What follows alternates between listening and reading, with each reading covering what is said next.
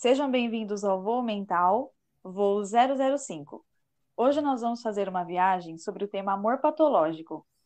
As psicólogas Karina Pereira e Edna Rodrigues vão explicar isso pra gente.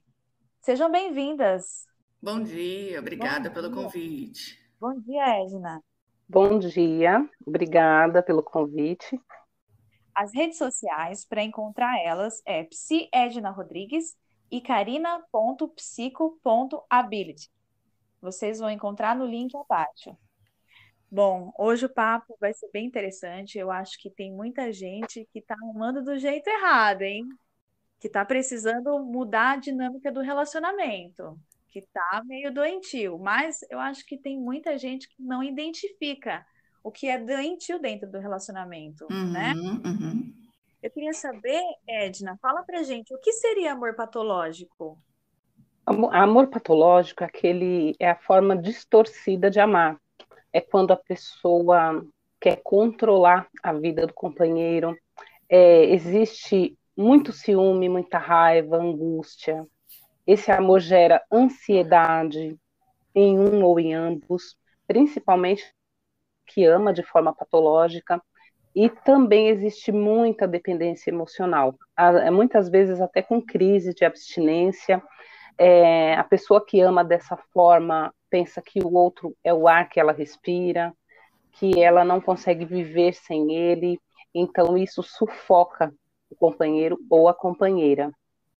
As pessoas confundem muito entre amar o outro e ter posse. O problema é que as pessoas querem ter posse uma dos outros. Elas não compreendem como que os seus sentimentos funcionam, elas não têm uma regulação emocional, nem questão a sentimentos emocional e nem questão a limites como pessoa.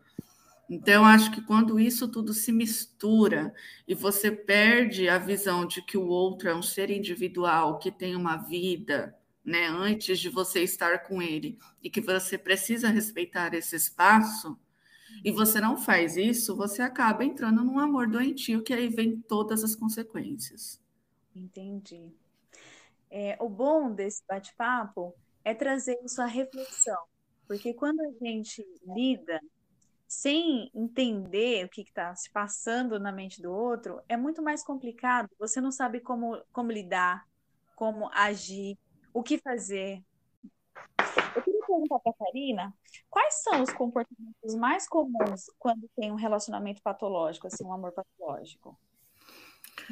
Bom, em primeiro lugar, você não conseguir identificar a individualidade do outro e não respeitar o espaço dele. Então, aí já começa todos os conflitos, né? Porque você começa a achar que aquela pessoa só vive para você, que tem que estar direcionada somente para você, que se ela dividir a atenção dela com outras pessoas, ela vai estar fazendo algo de errado.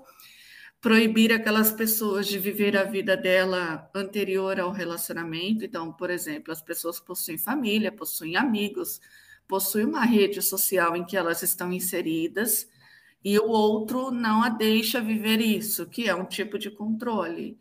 E aí isso já vira uma obsessão, uma possessividade da outra pessoa. Então, não ter limites, não saber até onde você pode ir, por exemplo. A pessoa não gosta de tal brincadeira e você faz, a pessoa já pediu para você parar e você não para. Ah, isso. Então, você acha que tem o direito de fazer a brincadeira que você quer, sabe? Na hora que você quer. Então, isso acontece muito.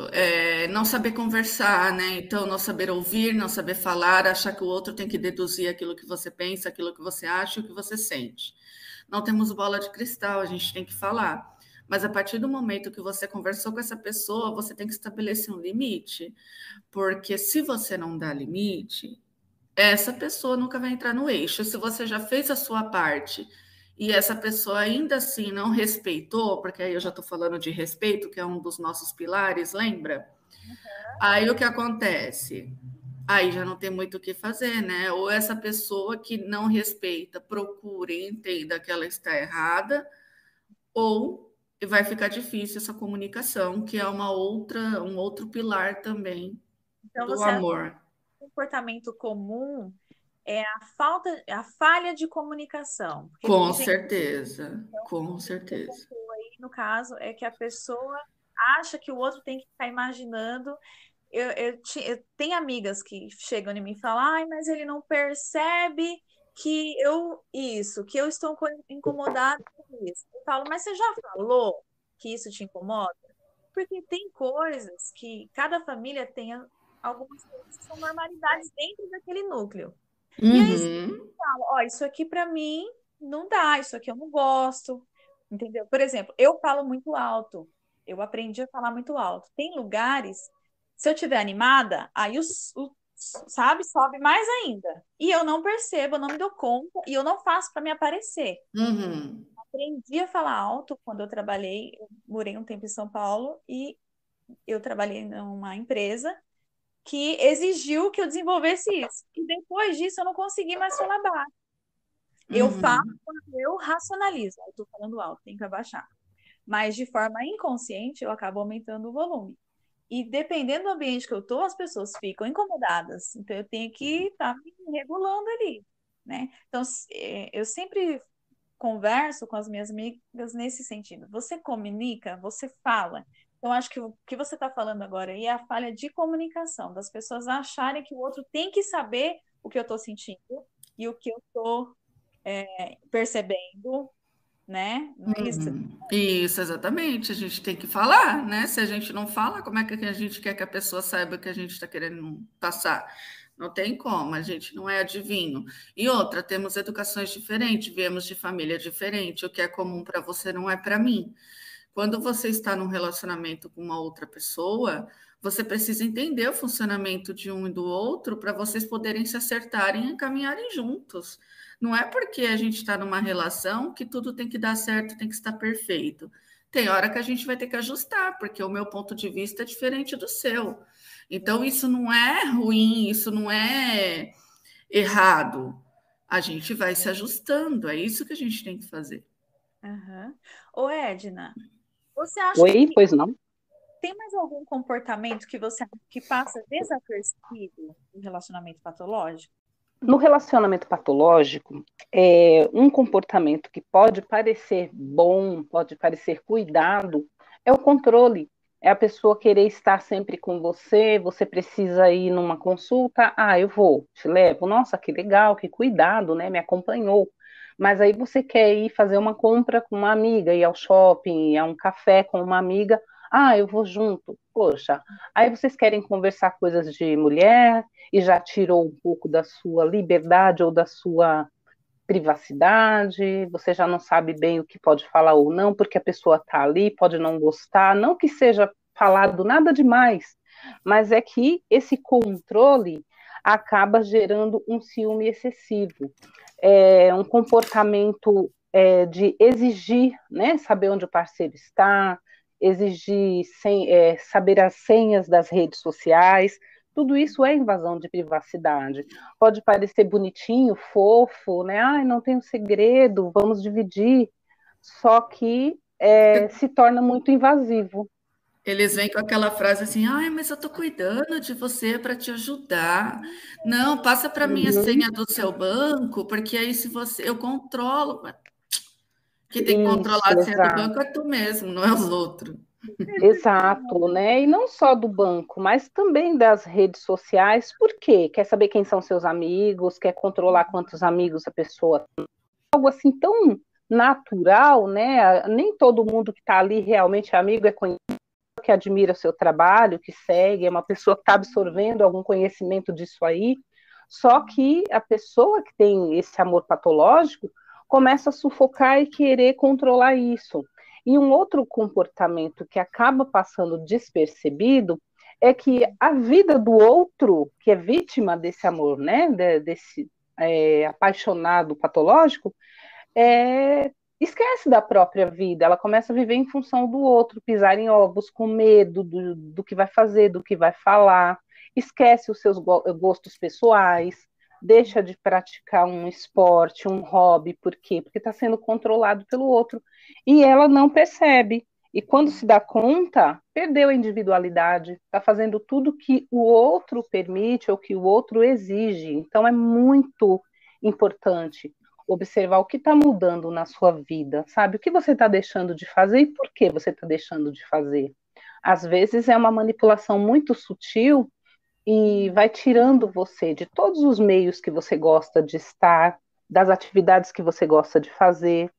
Isso é muito comum, passa despercebido, e quando o relacionamento acaba, a pessoa está num marasmo, ela olha para os lados e ela se vê sozinha, sem nenhuma atividade de lazer, sem nenhuma atividade de esporte, ela se vê sem trabalho muitas vezes, porque o ciumento, né, ele acaba tirando a pessoa do trabalho também, e tenta colocá-la numa caixinha onde só ele tem acesso. Uma bolha, né? Exato. Tipo, você é meu fantochezinho e você tem que fazer o que eu acho que você tem que fazer. Tipo isso, né? Exatamente. Quando esse relacionamento acaba, a pessoa não, ela olha para os lados e ela não vê uma direção. O que eu faço agora da minha vida se eu vivia em função do outro e agora ele não está mais aqui? Entendi. Inclusive, deixa eu complementar uma coisa nesse assunto que eu acho que é importante, porque acontece muito, mas a gente acha que é normal, porque a pessoa está preocupada com a gente. Por que eu estou falando isso? Porque eu tenho 2 vídeos lá no meu canal do YouTube que falam exatamente sobre isso e é criminal, tá bom? Tá. Então, assim, em questão a redes sociais, o parceiro começa a não só querer suas senhas, mas stalkear as suas redes. Então, ver quem está nas suas redes, quem curte as suas publicações, quem deixa comentário, quem passa pelo seu feed. Eu não sei como, mas essas pessoas conseguem ver coisas que a gente não vê. E aí começa a te questionar. É porque fulano curtiu, porque só tem ciclano, porque só tem homem, porque só tem mulher, porque só tem o diabo a 4. Meu, quem tem rede social aberta, pública, qualquer um pode entrar ali e está sujeito a receber mensagens de qualquer tipo. Quem vai filtrar isso é a pessoa que recebe, certo? Então, aí falta confiança. Outro pilar, né? E a questão também, e isso está dentro da lei, tá? É um crime stalkear. E outra coisa que acontece também, que a Edna falou, que eu já vivenciei, tá? Essas 2 experiências que eu estou contando, eu já vivenciei. Você sair com um parente, você sair com qualquer outra pessoa, e você sai sem o parceiro, de repente você dá de cara com o parceiro. Então, você saiu com a sua irmã, e de repente essa pessoa fica te ligando, o parceiro fica te ligando, te infernizando, você não consegue passear, porque ele fica o tempo todo no telefone, falando um monte de besteira, que você não está fazendo nada, e você acaba tendo discussão por telefone, a pessoa que está com você percebe isso, e do nada você encontra o parceiro na sua frente, ele vai até onde você está. Para quê? Para confirmar com quem você está, aonde você está e o que você está fazendo. Totalmente falta de confiança isso. Também entra na lei como uma forma de crime, tá? Então, tudo que a gente falou aqui está incluso dentro da lei, tá? Então, o que é um amor patológico? É quando a pessoa ela inutiliza você para ter o controle da sua vida, seja no âmbito profissional, social, financeiro, redes sociais, e aí vai, por aí vai. Você perde de você ser um ser humano no mundo. Acontece, às vezes acontece. Eu não vou falar para você que a gente é perfeito, consegue ser assertivo o tempo todo, mas a gente perceber aonde a gente errou e fazer de tudo para não cometer o mesmo erro é o que demanda você ter limite. E algo assim que é importante pensar também, né, e até trazer isso aqui, é que existem pessoas que têm uma dependência muito grande da outra. Se vai num lugar, não consegue ir sozinha, tem que estar acompanhada, vai fazer uma compra, tem que ir com alguém, a vida toda assim, né? Seja levar uma amiga, levar uma irmã, um irmão, estar sempre com alguém. Uhum. Essa pessoa é uma vítima potencial de um abusivo assim, de um amor patológico, de uma pessoa abusiva. Por quê?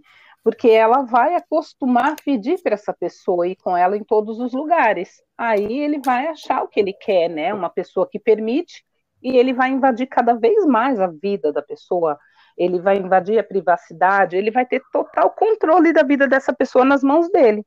Então, ela é uma vítima potencial e não sabe. Então, assim, uma coisa que eu sempre oriento as pessoas é tente fazer as coisas também sozinha, tente buscar a sua individualidade e aprenda a gostar disso. A gente não precisa estar o tempo todo acompanhado de alguém para realizar nossas atividades, os nossos compromissos. Isso se torna um hábito. Só que esse hábito é muito perigoso. Então, assim, a gente precisa também buscar essa individualidade, sabe? Por mais que a gente cresça com essa referência, a gente cresça com esse ensinamento que é colocado para nós, né, durante toda a nossa infância, nós precisamos parar um momento e pensar o que é meu, o que é do outro, o que foi ensinado a mim. Isso é válido? É isso que eu quero? Né? Porque realização pessoal é você sentir que tem capacidade de fazer as suas coisas sem estar o tempo todo acompanhado por alguém, sem estar supervisionado por alguém. Porque a própria criança, muitas vezes, ela se rebela, ela faz birra porque ela não quer ajuda. Então, você vê como é do ser humano querer, né, lutar para alcançar seus objetivos sozinhos também, sem ajuda. Né? A gente vê muito esse comportamento nas crianças, de se jogar no chão, de gritar, de se bater, mas é porque ele sente que o tempo todo ele está sendo privado de conquistar alguma coisa sozinho. É claro que a criança quer conquistar a arte, fazer bagunça, né? Mas já é um indício de que o ser humano tem esse desejo também de realizar sem a ajuda do outro. Trabalhar a independência, né? Trabalhar a autonomia também, autoestima, porque a autoestima não é a gente se olhar no espelho e falar, nossa, hoje eu tô linda. A autoestima é o amor que você tem por você mesma. E como que a gente conquista esse amor e como que a gente valida ele? Percebendo o seu potencial, a sua capacidade, as suas conquistas, percebendo onde exato, percebendo onde você consegue chegar. E quando a autoestima da gente está muito boa, está alta mesmo, a gente não sente que precisa de alguém ali o tempo todo do nosso lado. Então é importante também, por que eu quero sempre alguém do meu lado? O que eu estou pensando sobre mim? Eu estou me sentindo incapaz? Eu não estou validando o meu potencial? E outra coisa também é a questão da autoconfiança, né? Se você não tem autoconfiança, o que você vai fazer? Você vai buscar validação externa. Então, toda vez você vai fazer alguma coisa e você vai querer saber a opinião do outro em relação àquilo. Isso é busca de validação. Quanto mais você buscar validação no outro, menos você vai progredir sozinha, porque você não vai confiar em você. Outra coisa que acontece muito também é geração de expectativas irreais. É uma coisa que eu falo muito também. Por quê? Quando a gente entra num relacionamento, a gente é de um jeito, o outro é de outro. Eu não sei o quanto o outro é carinhoso tanto quanto eu, e nem sei se eu sou tanto quanto o outro. O que eu quero dizer? Eu quero dizer que, assim, você cria uma expectativa de receber ou ser tratada de tal forma, e aquilo não acontece. Mas veja, isso é uma visão sua. Mas você tem que entender se o que o outro está te dando é ruim ou é você que criou uma expectativa muito alta em relação? Então, assim, criar expectativas altas demais tem a ver com perfeccionismo. Aí você está entrando num caminho também que não é legal.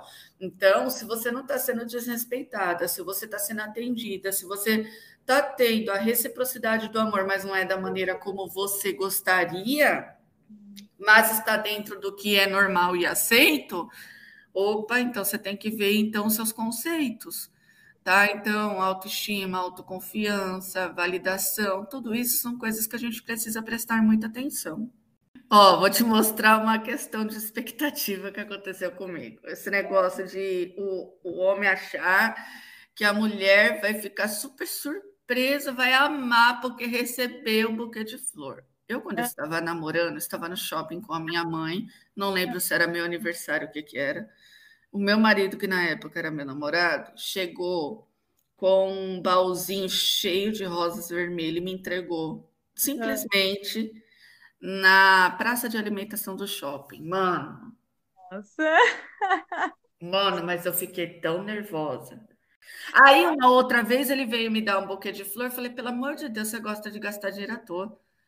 O que eu vou fazer com essa porra dessas flores? Ela vai morrer daqui a 2 dias. Por que você não me deu uma bolsa, uma roupa, o dinheiro para. Assim, Aham. gente, cada um tem um gosto, Sim. entendeu? Se você não conhece a pessoa que está com você, o que vai fazer? Quando a gente sabe o que o outro gosta, é mais fácil acertar. Porque às vezes a gente quer dar para o outro o que a gente gosta, né? Eu gosto É de flores. expectativa, sabe? A questão de eu acho isso lindo. Ok, para você é lindo receber flor de morto, para mim não é.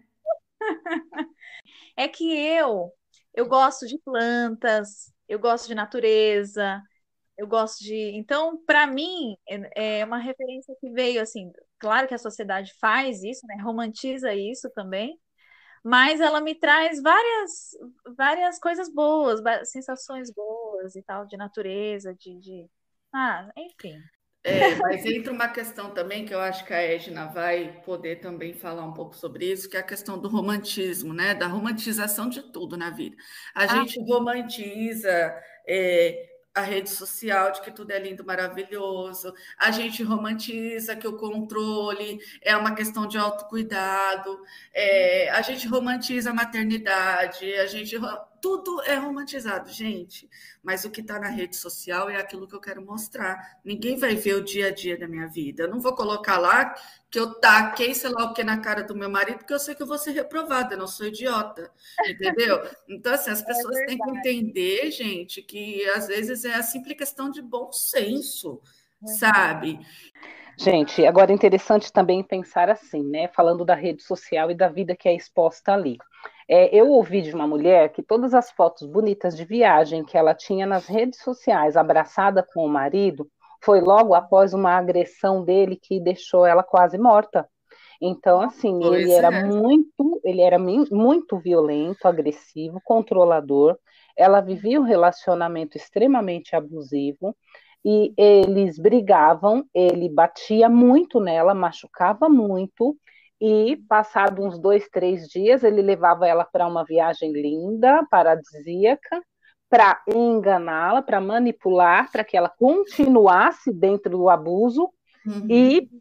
tirava fotos lindas, e era o que ela postava. Então, uma pessoa vê essa vida e fala: Nossa, eu queria ter essa vida, sabe? Eu Não, queria ser feliz como essa mulher. Não imagina a vida que ela tem e o que a pessoa está desejando. é verdade. É verdade. Hoje em dia, se a gente usa a rede social como referência, a gente tem uma péssima referência de relacionamento, né? Porque parece tudo perfeito, mas ninguém sabe, é que você falou, ninguém sabe o que está por trás. E tem gente que fica, que como não para criticar e para analisar, vai absorvendo aquilo como realidade e perfeito, e olha para o seu e fala, o meu é imperfeito, perfeito é aquilo. E Sem criar. fazer Exato. comparação também, entendeu? Você não pode comparar nada que é seu com os outros, porque somos pessoas diferentes.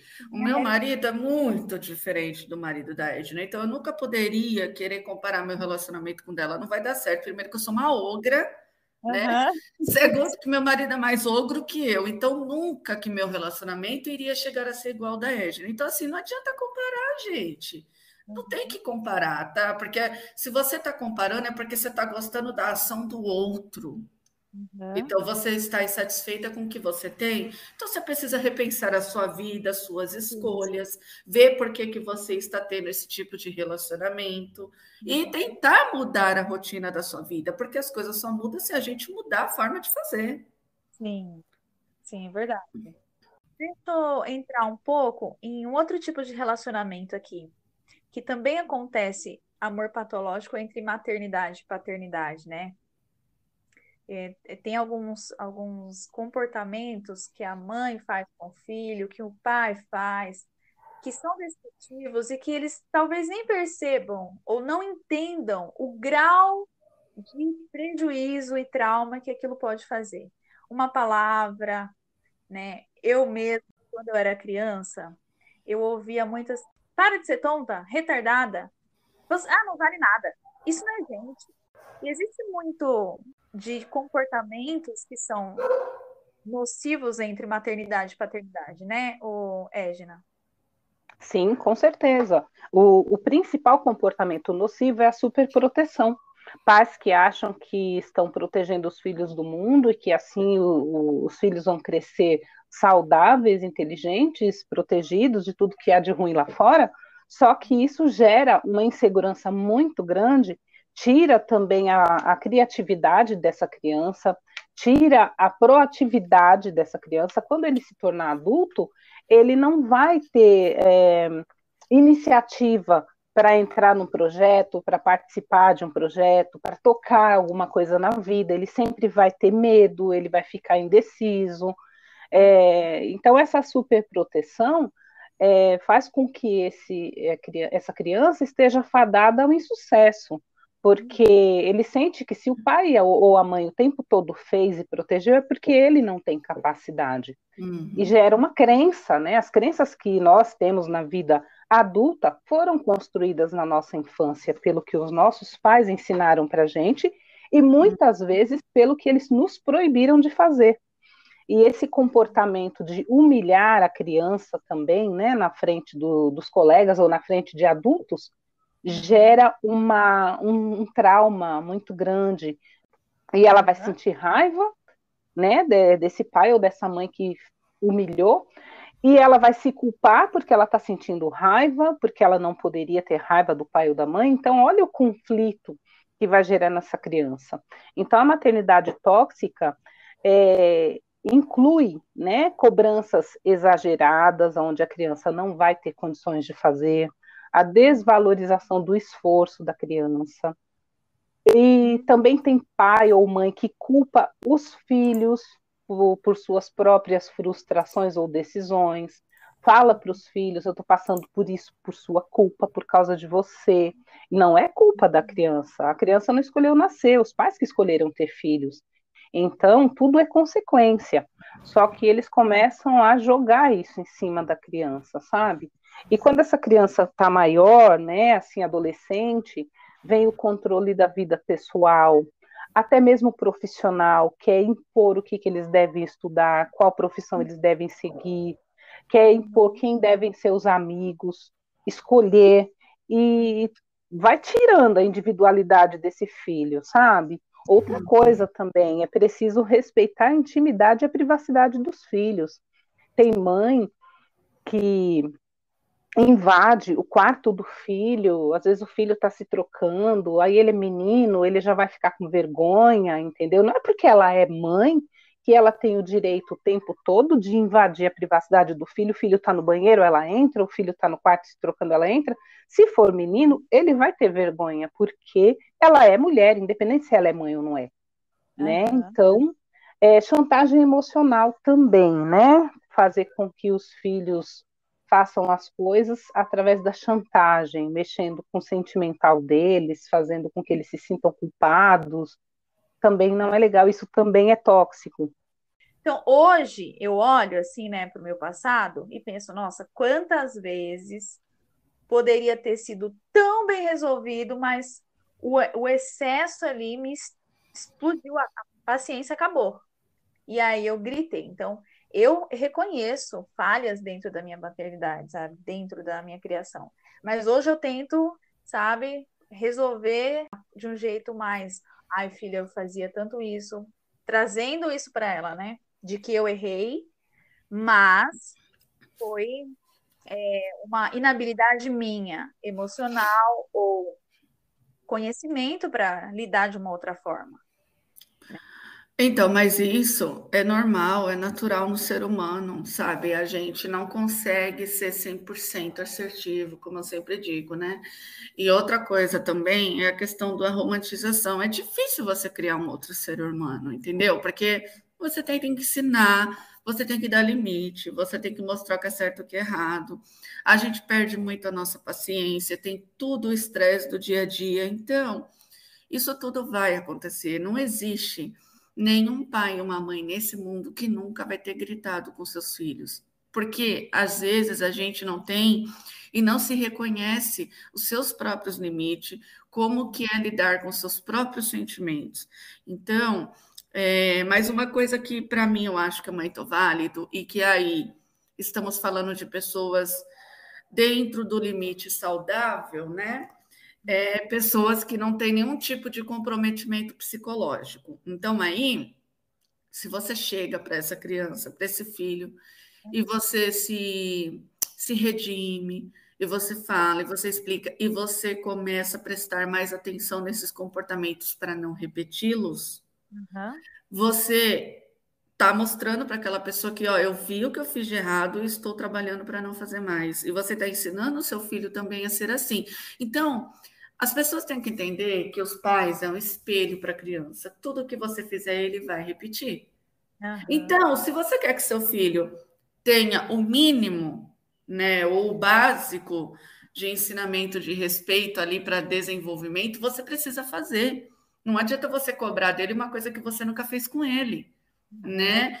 Agora, quando a gente fala de patologias, e aí a gente fala de algum tipo de transtorno psicológico, aí não tem jeito, né, gente? Aí é um problema psicológico que vai acometer aquela pessoa e ela vai agir daquela forma, como, por exemplo, pais narcisistas, né? Um transtorno de personalidade, não existe cura, não existe nada que você possa fazer para mudar aquela pessoa, porque eles não se acham errados, pessoas ruins, então isso não vai mudar. Então você tem que entender também quando as coisas dá para ser mudada e resolvida e quando não dá. Para quem se torna pai, mãe ou cuidador, seja o que for, precisa entender que você é um espelho, reflete no outro. O que você quer refletir? É isso que você tem que pensar. Entendi. Quando há uma falta de comunicação ou agressividade entre os pais, isso acaba também afetando a criança, né? Causa uma dificuldade de entender o relacionamento e dificulta a relação da própria criança com outras pessoas. Algumas pessoas não fazem ideia de que coisas pequenas podem causar grandes traumas e afetar potencialmente essa criança, né? Emocionalmente e às vezes até mentalmente, né? Sim, exatamente. O que acontece é assim, a família é o primeiro exemplo de relacionamento amoroso que a criança tem. Então, a depender de como os pais se tratam, né, na frente dos filhos, eles podem criar uma opinião em relação a relacionamento. Se os pais não passam confiança, mentem e brigam o tempo todo, e um acusa o outro de mentira, de falsidade, de traição na frente do filho, o filho pode crescer com a opinião de que todos os adultos são assim, são mentirosos, são traiçoeiros. Lá na frente, futuramente, o relacionamento amoroso dessa criança, né, vai estar contaminado por essa opinião. Ele vai ter dificuldade de confiar nas pessoas, de se entregar no relacionamento. Ele pode evitar, né, ter algum relacionamento amoroso com alguém com medo de passar pelas mesmas coisas que viu o pai ou a mãe passar na vida. E outra coisa também, pais que brigam e tentam colocar o filho, né, o pai ou a mãe tenta colocar o filho um contra o outro. Assim, alienação parental, né? É a mãe falar mal do pai e tentar fazer com que esse filho tenha raiva do pai e fique do lado dela, ou vice-versa. Por que que isso é muito prejudicial? Porque a criança ama o pai e a mãe de maneira igual. Um é o pai, o outro é a mãe, ele não tem preferência por um ou pelo outro. Só que, quando existe essa tentativa de colocar a criança contra um ou contra o outro, essa criança fica dividida, ela fica muito machucada, porque ela não vê o outro da maneira que o adulto vê, ela não vê o pai da maneira que a mãe vê, ela não vê a mãe da maneira que o pai vê, e ela está tentando ser convencida a ver o que ela não vê. Isso vai gerar muita frustração, muita angústia. Essa criança pode futuramente ter um adulto depressivo, ter transtorno do pânico, ter medo do contato social, porque ela não sabe o que vai ser colocado na vida dela, o que vai ser imposto para ela lá fora pelas outras pessoas que ela não conhece, se o exemplo que ela tem dentro de casa colocavam, impunham para ela coisas muito prejudiciais. As pessoas que deveriam dar amor, né, e ensinar o que é bom, ensinavam coisas ruins, muita maldade. Então, o que ela pode esperar das pessoas estranhas? Eu vou citar aqui um caso que estava na mídia e acho que todo mundo vai identificar, porque assim é um exemplo muito fatídico do que acontece nessa relação de pais abusivos e tal. Johnny Depp aceitou o relacionamento que ele teve durante 3 anos, por quê? Porque justamente ele cresceu com os pais, onde a mãe era extremamente abusiva. Ela batia, ela xingava, ela criticava, ela jogava as coisas, ela fazia o diabo com o marido e com os filhos. Uhum. E aí, o que eles faziam quando pequenos? Eles corriam para o quarto, corriam para algum lugar, se trancavam e esperavam tudo aquilo passar. E qual era a posição do pai? O pai não fazia nada, o pai ficava quieto, o pai deixava as coisas acontecer, ficava olhando. Por quê? Porque ele não agredia a mulher. Ele não revidava as coisas, mas ele também não tomava uma atitude. E ele simplesmente aceita tudo que vem. Da pessoa que diz que ama, no caso. Ele aceita os comportamentos, ele deixava as coisas acontecer, porque ele simplesmente pensava o quê? Eu vi o meu pai e minha mãe sendo assim a vida toda e eu não quero ser assim. E ele começou a se comportar como pai. Só que ele se colocou numa posição onde ele quase perdeu até um dedo, É. gente. Então, assim, são agressividades que ele sofreu, né? Que, gente, tem que ter um certo limite, sabe? Então, assim, isso mostra exatamente como que os pais refletem nos filhos. Então, o que os irmãos e ele pensou? Vamos fazer um pacto de que a gente nunca vai fazer isso na nossa vida. Então, ele sempre falou, eu nunca bati nela, sabe? Ela fez, ela desfez, ela acabou com a minha vida, eu nunca bati nela. Ele batia o quê? Nas coisas, nas portas dos armários, quebrava as coisas. Então, assim, era infeliz, viveu um relacionamento abusivo, se comportou de forma irracional, igual o pai, corria da mulher, se escondia dentro dos quartos, ia para outras casas. Olha que vida que uma pessoa pode ter, gente. Então, assim, é essas coisas que a gente tem que perceber, sabe? Até aonde você pode aguentar as coisas. E assim, porque, na verdade, quem recebe a agressão precisa de terapia para Claro. as referências ruins, né? E Uhum. agride também, porque tem casos que o agressor ele não consegue controlar a raiva, não consegue controlar culpas e ele agride, né?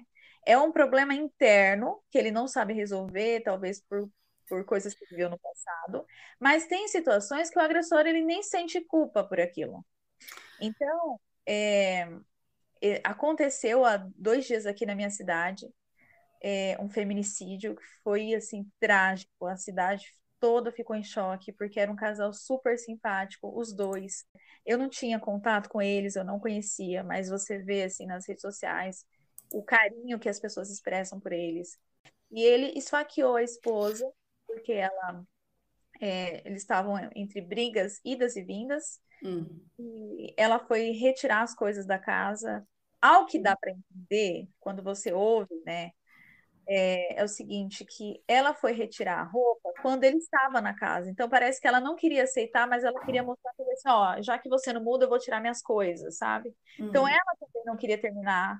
Ela é o que dá para entender, tá? Vou fazer um julgamentozinho aqui.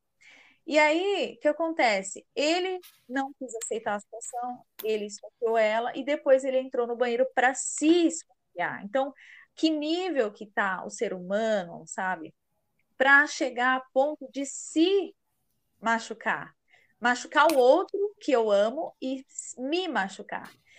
Teve uma pessoa que declarou o seguinte, que ele comentou, eu amo essa morena, mas eu machuquei muito ela, a culpa foi minha.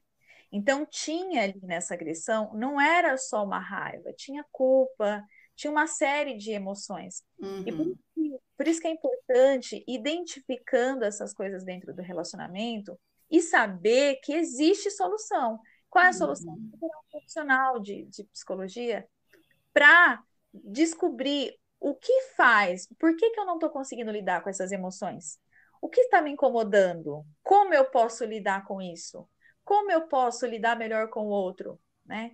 Porque vou bater em cima de novo. Muita gente tem preconceito com psicologia. Tem muita gente que fala, ai, isso é para louco.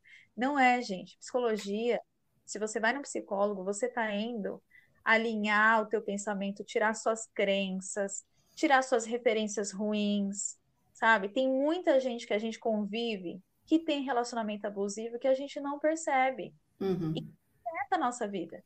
Nos bloqueia, nos inferioriza, nos critica. E aí tem situações, por exemplo, eu falo assim, que quem faz mal para mim, deu tiro no próprio pé. Porque eu não vou fazer o mal de volta, né? Então deu tiro no próprio pé. Você tá fazendo mal para alguém que quer teu bem, você deu tiro no pé, sozinho. Né? E eu vou seguir minha vida. Só que eu, apesar de não oferecer o mal, eu não vou aceitar qualquer coisa. Então eu não vou aceitar agressão. Eu nunca aceitei agressão. Eu tive um namorado que quando eu era mais nova, já faz bastante tempo, eu tive um namorado que um dia viu uma pessoa na rua, achou que era eu, e chegou em casa perguntando cadê a roupa que eu estava na rua, porque me viu com outra pessoa. Eu não tinha saído de casa, eu estava lavando roupa, eu estava na lavanderia. Aí eu falei assim, eu não saí daqui. Aí ele, não, eu vi você estava ficando com uma pessoa, eu vi, cadê a roupa, cadê a roupa? E eu estava lavando roupa. Ele me pegou pelo pescoço, me apertou e foi me subindo, e eu fiquei olhando para ele assim. E ele falou, eu vou te matar. Eu falei, você não vai, não é a minha hora. Eu não falei mais nada, eu olhei para ele, ele ficou lá resmungando. Depois disso, eu não quis mais esse relacionamento. Eu já tinha, uma vez ele me empurrou em cima do fogão e uma vez ele pegou na minha garganta. Falei, acabou. E terminei. Na época, ele falava para todo mundo que eu não ia ficar com ninguém, que se não ficasse com ele, não ia ficar com ninguém, que ele ia me matar, que se pegasse com outra, nananana. E aí eu não cheguei nem a fazer boletim de ocorrência. Porque foi assim, eu me isolei nessa época, né? Quando eu emocionalmente não estou bem, eu me isolo, né? Um pouco, eu entro em contato mais com os meus amigos para pedir conselho, para pedir colo. Então eu me afasto um pouco da sociedade. E logo ele arrumou alguém e foi viver a vida dele. Eu nem fiz boletim. Mas teve um caso que eu passei ano passado, que foi o contrário. Eu sofri uma agressão no trabalho, eu fui arrastada para o fundo. Eu não quero falar disso, porque senão eu vou já tá mexendo comigo emocionalmente. E a pessoa não quis resolver de uma forma amigável, entendeu? Eu chamei uma pessoa para terceirizar uma conversa, porque eu sou muito de resolver as coisas na conversa. E ao invés disso, quis me plantar de louca. Então, quando eu vi que a pessoa não ia se responsabilizar, eu falei, não, peraí, agora você mexeu num ponto aqui que está fora do meu limite. Então, eu fui e registrei o boletim, né? Mesmo sendo chamada de maluca, que eu recebi uma mensagem no meu celular do agressor falando assim, por isso que você falou para mim que se eu reagisse, você fazia o que quisesse comigo. Como se eu tivesse agredido. Eu fiquei em choque quando eu vi aquilo. Eu li a mensagem dias depois. E eu percebi que eu estava lidando com uma pessoa que não se importava, que queria manter uma imagem de perfeição e que não se incomodaria de me colocar como louca na história e de me colocar como um lobo mau na história para não se responsabilizar. Foi quando, assim, eu desenvolvi uma doença autoimune por causa desse acontecimento, e depois de 7 meses de dor física, eu acabei entrando em depressão, porque eu me isolei, literalmente. Eu olhei e falei, gente, que sociedade que nós estamos enfiados? Cadê os seres humanos humanizados? E quando eu pensei em fazer o podcast, foi realmente para isso, para... Gente, vamos acordar a humanidade. Eu costumo sempre falar para as pessoas o seguinte, o relacionamento abusivo, ele serve não para a gente ficar com medo das pessoas no geral, e sim para a gente adquirir bagagem e conhecimento, e entender o que a gente deve aceitar, o que não deve, o que a gente merece e o que a gente não merece. Porque eu também já vivi um relacionamento abusivo, foi muito tóxico mesmo, por muitos anos, e a partir das experiências vividas nesse relacionamento, eu consegui adquirir um filtro. Então, quando eu consegui me separar, fiquei bastante tempo sozinha, eu queria me recuperar daquilo, eu queria também ser feliz com a minha própria companhia, sabe? Que isso é importante. Tem muita gente que acaba de sair de um relacionamento e entra em outro, não se permitiu curar os traumas, ressignificar as emoções e começa a transferir para outro relacionamento o que viveu no relacionamento anterior. É como se fosse uma continuidade com uma pessoa diferente. Então, assim, eu me permiti ficar sozinha, me curar de tudo aquilo, me restabelecer, porque eu fiquei com muita ansiedade, eu tinha medo, sabe? Pisava em ovos, eu tinha medo da reação das pessoas. E quando eu comecei a me permitir entrar em outro relacionamento, eu observava muito bem o comportamento da nova pessoa. Se eu visse alguma coisa semelhante ao que eu já tinha vivido anteriormente, já acendia a luzinha de alerta. Eu falava, não, peraí, será que está sendo igual? Então eu adquiri esse filtro. Esse filtro é benéfico para a gente, não para afastar a gente de todo mundo, mas afastar a gente daquilo que a gente já conhece e que foi muito prejudicial, porque nem todo mundo é abusivo. Só que a gente também não sabe quem é a pessoa se a gente não se permitir aproximar dela. A gente precisa permitir essa aproximação. Só que não permitir uma aproximação já com contrato de fidelidade eterna, né? Aquele contrato, eu vou ficar eternamente do seu lado. E sim, se permitir a aproximação como forma de experimento, observando isso é bom, isso não é, isso é tolerável, isso não é, está passando do meu limite, eu não sou obrigada a continuar nesse relacionamento. Sim, parece que a gente está falando só de casal, mas eu estou abordando aqui no sentido de relacionamento em geral, né? Porque nem sempre a agressão vem de um relacionamento de casal, às vezes vem de outras pessoas que acham que têm o controle, tipo pais de adultos, por exemplo, né? Porque a agressão tem agressão psicológica também. Então, tem amigos que trazem comportamentos e palavras agressivas para o outro em um momento de dor emocional do outro. Quer dizer, não para ter empatia, para se incomodar com o outro e chama de amigo, entendeu? Então, a agressão, ela nem sempre é só o casal. Tem vários relacionamentos aí que tem essa agressão e afeta de uma forma muito prejudicial. Porque imagina, tem gente que fala assim, né? Ah, eu quero é ver o circo pegar fogo. E aí cria situações, sabe da verdade, mas fica esparramando fofoca de ódio, com discurso de ódio. E aí o que acontece? Uma pessoa pode entrar em coisificação, né? Ser tratado como objeto, como inútil, como alguém que não presta para nada. E essa pessoa que está fazendo esse jogo aí, colocando um monte de gente com discurso de ódio em cima do outro, está agredindo o outro. É uma agressão, sabe? Eu tô falando por experiência. Quantas pessoas que já falaram, que eu já ouvi, que a minha cidade é pequena, então todo mundo conhece todo mundo, né?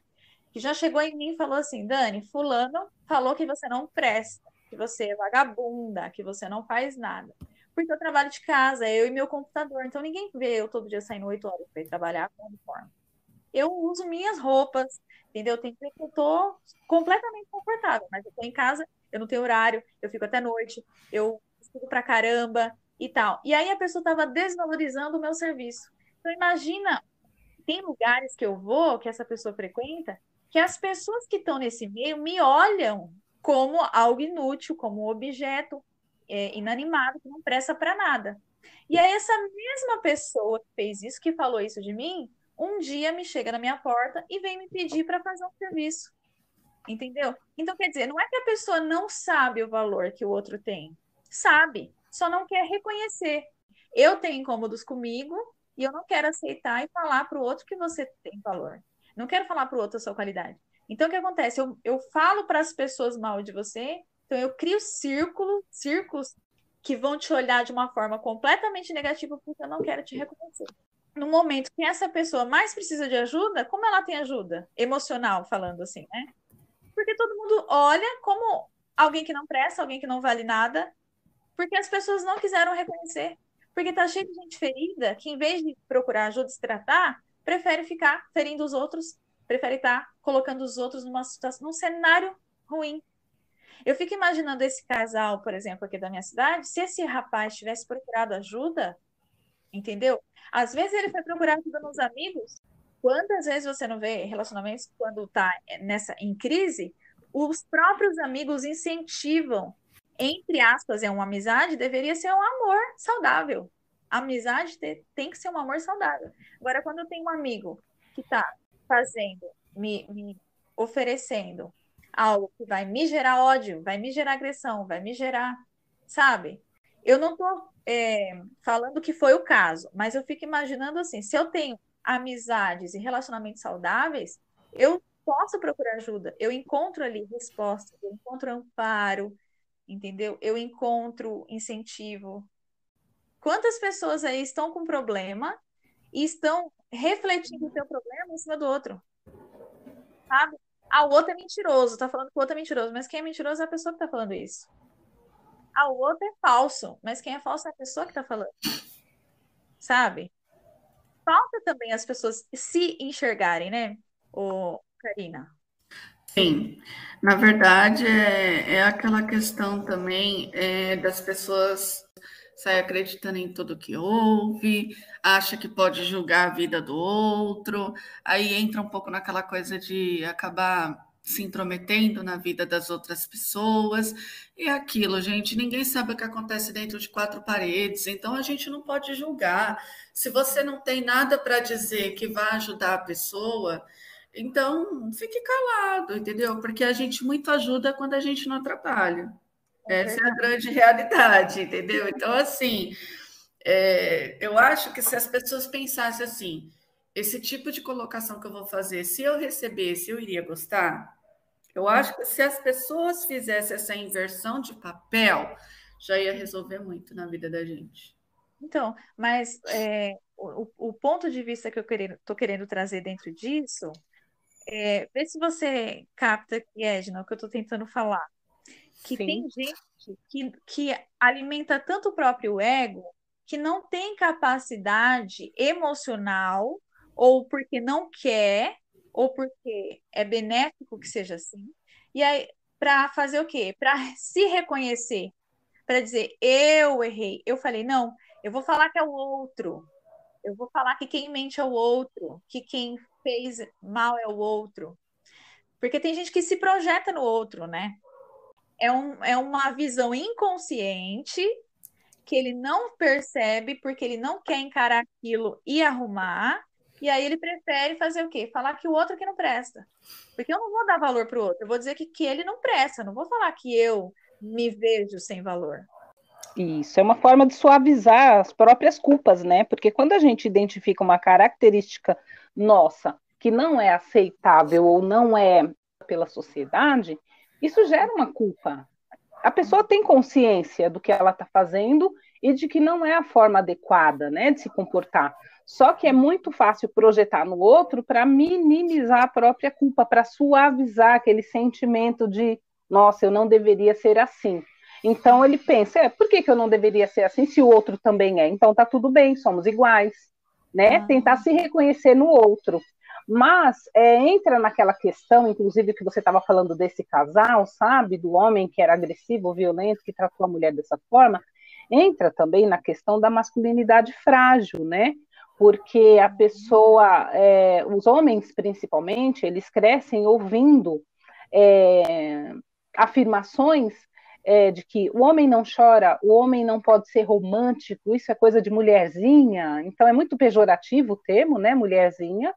E eles acreditam que, para demonstrar que são machos mesmo, que são homens de verdade, tem que ser violento, agressivo, que isso é uma característica normal dos homens. E quem é muito sensível, quem é empático e consegue entender a dor do outro, é mulher. Né? Então, existe essa crença, né, enrustida nos homens. de que eles não podem ser assim, eles não podem parar para ouvir o lado da outra pessoa, que isso não é uma coisa normal no mundo masculino. Nossa, a gente tá, a sociedade, em vez de progredir, está caminhando para onde? Né? Voltar para a caverna. Né? Então, mas aí cabe também aquele que está sendo projetado, né, de devolver o que é do outro. A gente tem o costume de receber o que é do outro e guardar, ou, sei lá, fingir que nada aconteceu. Mas se você devolve para o outro e demonstra para ele que aquilo é dele, não é seu, você também vai provocar com que o outro repense sobre as suas atitudes. Então, a gente tem que aprender a devolver aquilo que não é nosso.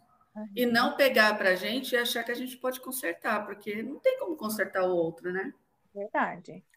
Como já aconteceu, que era muito próximo, veio me ofender, eu fui e levantei a bandeira. Falei, peraí, eu não sou isso que você está falando, você está falando da pessoa errada. Só que mesmo assim, tem pessoas que esparramam aquilo, aquele ódio que tem dentro, aquelas visões distorcidas do mundo que tem dentro, e não se atentam que isso está prejudicando a pessoa.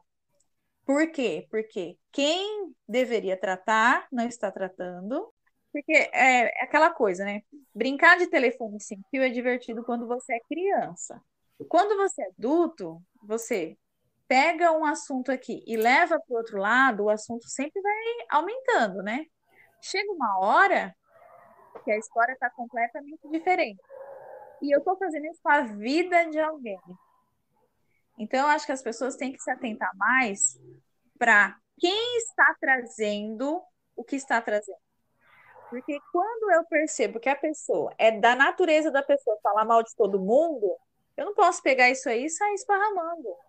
Ela fala mal do marido, que é a pessoa que ela diz que ama. Ela fala mal do filho, que é uma pessoa que diz que ama. Ela fala mal de todo mundo. Eu vou pegar qualquer assunto que essa pessoa traz para mim e vou levar isso para outras pessoas. Então, quer dizer, eu estou participando de um relacionamento destrutivo. E não é só autodestrutivo, né? Mas é prejudicial para outras pessoas. A gente está precisando repensar, né? A sociedade alimenta tanto a masculinidade frágil quanto que a mulher também tem um papel dentro da sociedade muito pesado. Por quê? Quantas mulheres aí trabalham, aí o marido nem a toalha da cama ele não tira. Toma banho, não, sabe, não colabora. Então a mulher cuida da casa, cuida do trabalho. A casa inteira, a mulher lava, passa, cozinha. Esse amor patológico, ele é muito inconsciente, né, Edna? Sim, sim, exatamente. Isso que você falou, por exemplo, da mulher que trabalha e o marido não tira nem a toalha de cima da cama, ele não ajuda colocar lavar um copo, lavar um garfo. Isso também pode estar dentro, pode não, isso está dentro do relacionamento abusivo e da manipulação para que essa mulher se sinta cansada, exausta e acabe abandonando um trabalho. Ele não aceita que ela trabalhe, só que ele não chega diretamente para falar que não quer que ela trabalhe. E isso é extremamente abusivo, claro, porque ninguém tem o direito de entrar na vida da outra pessoa para subtrair nada. A pessoa tem que entrar na vida para somar, para crescer junto, né? Só que quando ele quer dominar a vida dela, ele não quer que ela trabalhe para ela não ter a menor condição de autonomia, de se virar sozinha, de perceber que ele é destrutivo e abusivo e ela ter condições de sair da vida dele e continuar se mantendo com dignidade. Então ele entra nessa manipulação de deixar a casa bagunçada para que ela pense, nossa, eu não estou conseguindo cuidar da minha casa, eu chego cansada do trabalho, ainda tem tudo isso para fazer. Eu acho melhor parar de trabalhar para cuidar apenas da casa. Então você vê que é uma manipulação muito sutil, muito velada, onde ele vai tendo comportamento que leva a mulher a ter que escolher, né? Já que ela não está conseguindo dar conta das duas situações, do trabalho e da casa. Uma outra forma também de manipulação com a mulher que trabalha, né, uma forma de abuso, é quando o companheiro deixa de assumir algumas despesas da casa e deixa tudo na responsabilidade da mulher. Ela tem que pagar todas as despesas, fica a encargo dela fazer as compras de supermercado. E o que acontece? ela gasta todo o dinheiro que ela ganhou no mês e ela fica sem condições de fazer nada por ela. Isso é um abuso também, é o abuso financeiro, que muitas vezes a pessoa não se dá conta, a mulher não se dá conta que ela está sofrendo esse abuso. Se a casa é dos dois, tem que ser dividido meio a meio. Ambos têm que colaborar com as despesas da casa, mas tem muitos homens que fazem isso de uma forma muito sutil. Eles começam a deixar de pagar as despesas da casa para que a mulher gaste todo o salário dela. É uma forma dele controlar o dinheiro dela, e saber que ela não vai ter condições financeiras de se livrar dos abusos dele. Entendi. E o filho também, né? Se é dos dois, eu também tenho que colaborar, incentivar o filho, participar da educação, participar das atividades do filho, para que ele se sinta amado pelo pai também, né? Porque tem muitos pais que terceirizam isso. Ah, não, a mãe vai lá na reunião, a mãe vai levar ele no médico, a mãe vai não sei o quê, sabe? E uma coisa sutil que aconteceu comigo em um relacionamento, eu ouvi assim: ai, você de lápis e sem lápis é a mesma coisa. Ah, eu gosto de você natural, não precisa desses negócios. Ah, eu não gosto que você pinta o cabelo, não fica bonito essa cor, não. E aí depois eu ouvi assim: ela não se cuida.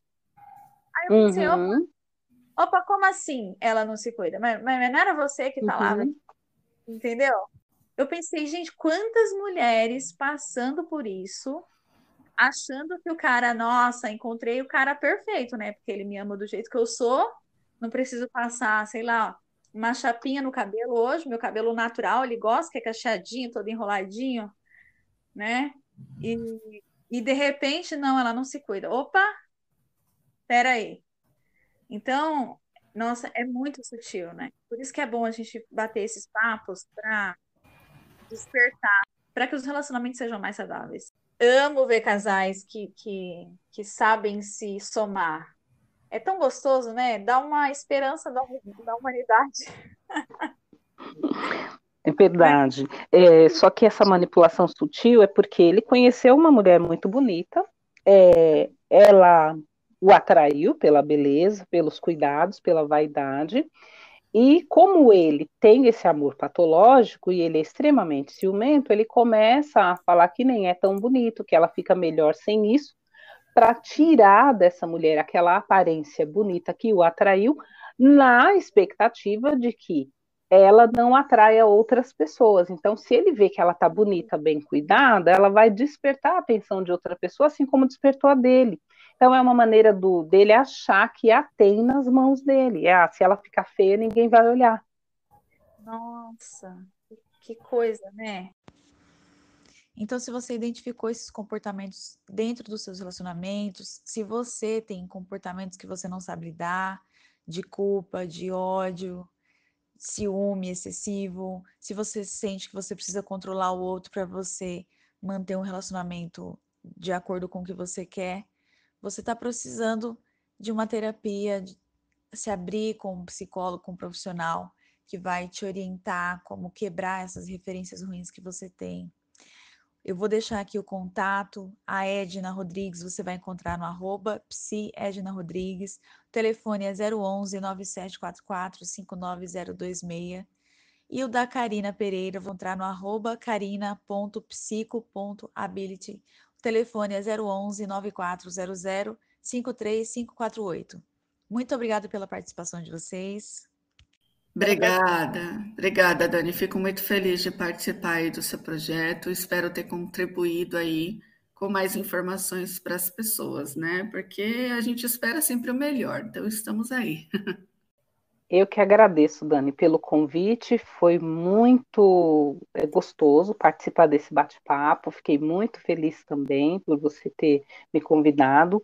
E é sempre bom a gente trazer informações, né? A gente trazer alerta para outras pessoas de que nem tudo está perdido. A gente precisa adquirir experiência com os erros que a gente passa na vida, porque é errando que se aprende.